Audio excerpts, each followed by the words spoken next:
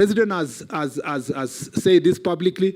The PCS has said this publicly. PPP, the people of Kenya need to be taken through the process of PPP. A PIIP proposal, which is the case of Jomo Kenyatta International Airport, that is privately initiated proposal. Mr. Speaker, which is part of PPP. Mr. Speaker, is not the first one.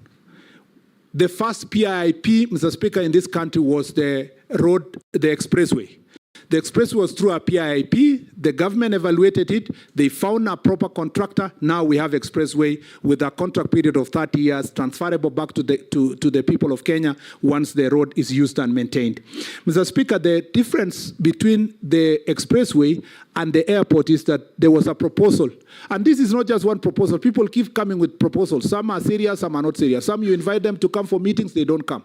When a PIIP proposal has been done, the contracting authority, in this case Kenya Airports Authority, goes through a preliminary process of establishing the viability and the verifying the existence of the company, the capacity, and so forth. Once they do the preliminary process, Mr. Speaker, as the case is in Jomo Kenyatta International Airport, that process now moves to PPP committee, PPP's directorate in the ministry, in the treasury.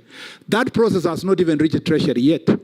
What Kenya Airports Authority was to do is to first establish the relationship with the proponent.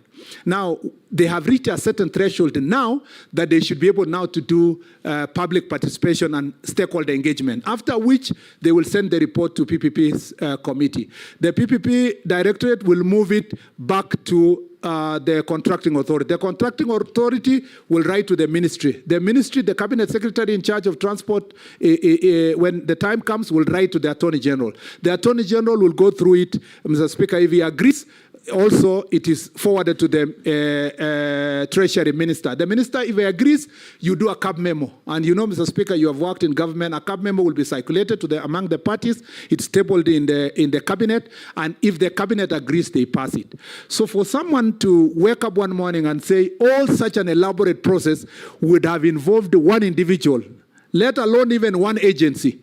A PPP process is a collective process of government. And I want to assure the people of Kenya that your assets are safe. Jomo Kenyatta International Airport is safe. When this process advances, and I hope it advances, we will get to the level where we will make sure that the product that we get is going to the benefit of the people of Kenya. One thing I want to assure you, the first thing I did was to resolve the dispute that was there. There was a claim of 20 billion shillings hanging on KA. Through negotiation and mediation, we made sure that we negotiated out and only we are paying 600 million shillings.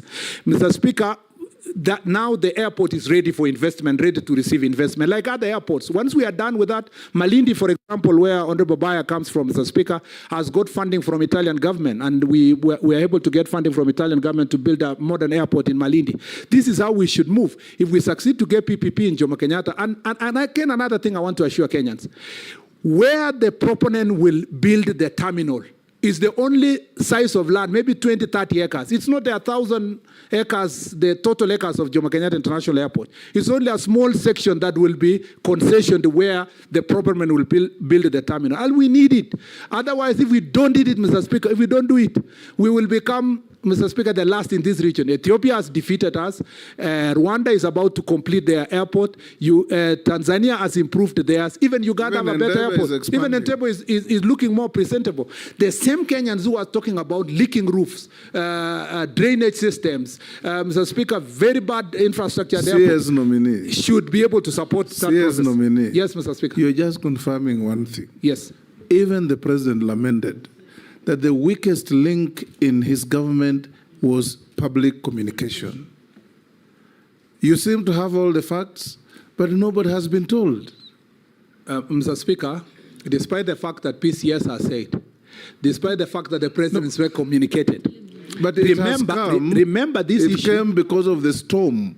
But if it was explained along the way as you went about these things, the